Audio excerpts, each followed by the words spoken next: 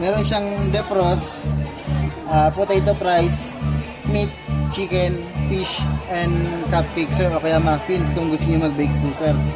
Ito sir yung ano niya, yung temperature niya po. Meron siyang 80, 100, 120, 140, 160, Depende sa 180, tsaka 200. Depende sir sa piprituhin niyo po sir. Tapos meron siyang adjustable knob. Ang ginagawa ito sir, pag example na sobrahan niyo yung ikot sir neto, pwede kayo magbalik po. Pero kung example sir, nasa ganito lang sir, mga 10 minutes below, hindi talaga sir babalik. Ayan. Ito sir, meron na to siyang rapid air tech. So yung rapid air tech sir, nabubuo yan sir between sir netong coil tsaka yung starfish design niya na tsura. Pagbagsak sir ng init galing doon sa coil, kaya niya ulit i-circulate pataas sir po. Tapos pag example nag-iprito kayo sir, mas mainam sir na marinated na sir yung ipiprito nyo kasi no oil needed na nga sa kanya. Bawal na rin siyang lagyan ng parchment paper. Kasi pag ilagay nyo siya ng parchment paper, hindi na makakaikot yung init sa kanya. Maluluto na lang sa kanya yung taas lang. Pero unlike kung nakaganto lang siya, pero meron siyang circulation po, makaikot siya ulit sa taas. Yun. So, washable naman to sir sa lababo, o kaya sa running water sir, o kaya sa dishwasher, wala sa problema. Basta huhugasan niyo lang siya sir after ng ilang minuto pagkatapos niya magluto para malamamig na yung unit. Okay. So ito naman sir, ano lang to siya sir, katamtamang basa lang ng basahan para matanggalin yung mga grease. Yung coil sir, ano lang siya sir, soft brush lang po para matanggal yung mga grease na tumatalsik sa kanya galing doon sa mga pinagpiprito nyo. Ito, katamtamang basa lang din para matanggal yung mga dust o yung mga likabok sir. Tapos pansin nyo sir, ito meron siyang sa likod, spacer. Para kahit idikit mo yan sa wall, meron pa rin siyang airflow sa likod.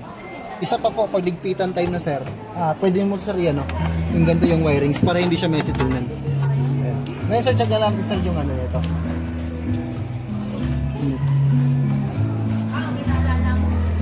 Pag sir nakaganto, pag nakabukas yan, kahit nakabukas pa yan sir, di siya aandar until na din sir. Ito sir, pakiramdam niyo sir sa likod. Ayan. Pag binunod ko to sir, pag binuksan ko to, automatic siya magpo-pose.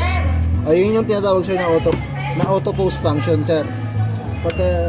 Para kung sakali, hindi din siya magkukonsume ng kuryente sir. Pagka nakapatay siya, pag nakabukas siya. Yun lang naman. Sa warranty sir na to, 2 years sa warranty sir ng unit. At sa loob ng 2 years na yun sir, meron siya mga number sir dito na pwede niyong tawagan in case magkaroon ng problema yung unit sir. Yun nga po, pag nagkaroon ng problema to, no need mo nang dalhin sir dito sa store o kaya sir sa service center. Pag tinawagan nyo sila sir, pipick upin nila sir sa inyo, bayalala mo po yung unit. Tapos ayusin nila yung unit. After maayos ang unit sir, di-deliver nila ulit sa yung unit sir. Matatawagan nyo lang itong mga number na to sir. Ito sir, Lunes hanggang Sabado sir, 9 AM hanggang 6 PM. Maliban sir sa alas 12 ng tanghali. Hindi sila sumasagot during lunch break nila. Sarado rin sila sir pag linggo o kaya yung mga holiday sir sa Pilipinas sir. Ayun.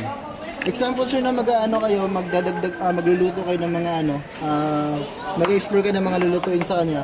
Meron siyang application dito sir na pwede niyong i-download sa Play Store. Yung Home ID, ito yung logo niya. Ayan. Yun lang naman sir yung niya. Sa loob naman ng 2 years yung warranty. Any question ka ba sir about sa unit? Okay. Okay na po.